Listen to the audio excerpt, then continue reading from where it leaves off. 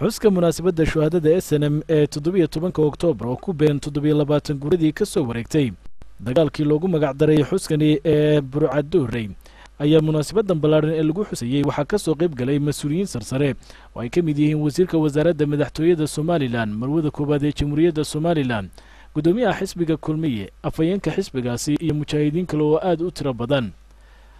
munaasabadani oo ay hadallo kala duwan ka jeediyeen mas'uuliyiinta kala duwan ee ka soo qayb galay ayaa wasiirka madaxtooyada Soomaaliland Xisi Cali Xaaji Xasan oo halkaas ka soo jeediyay fariin uu ka siday madaxweynaha Jamhuuriyadda Soomaaliland oo ku aadan tacsida maalintii oo uga tacsiyay guud ahaanba shacbiga Jamhuuriyadda Soomaaliland meel kasta oo ay joogaan inuu tacsiin u dirayo dhammaan bulshada reer Soomaaliland gaar ahaan dadkii ay ka baxeen guryaha iyo ubadka ay ka maqan yihiin mujaahidiintii SNM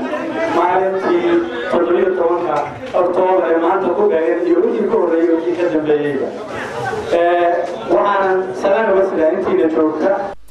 wasiirka madaxtooyada Soomaaliland waxa uu sheegay in xukuumadda Soomaaliland ee haatan haysa talada wadanku ay soo dhaweynayso taariikhda SNM waxaana taasi ka maraga ayaa uu yiri talaabada oo madaxweynaha Soomaaliland ku dhagax dhigay xaruntii mujaahidiinta SNM ee Beligwadle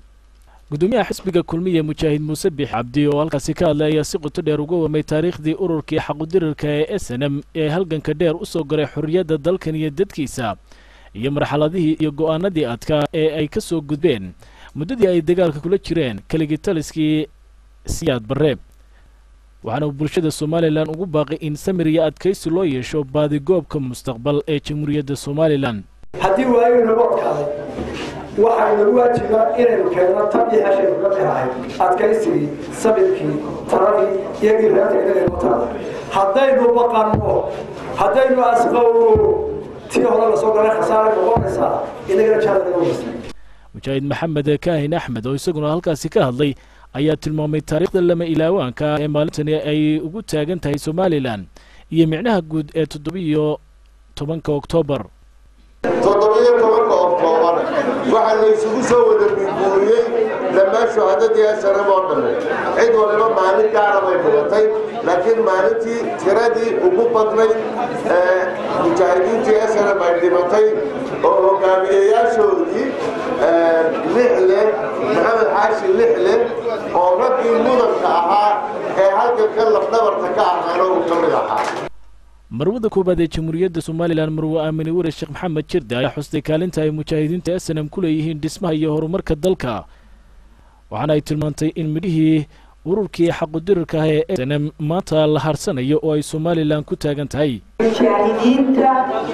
maanta ay maalintoodii tahay ee aynu kusayno ilaahayna waxaan uga baryayaa naxariistii janno inuu kulligood ka waraabiyo wixii ay ku soo halgameen ay u dhinteenna aynu ka madhadhalino waxaa sidoo kale halkaasi ka hadlay mas-uuliyiin kala duwan iyo qaar ka mid a mujaahidiintii SNM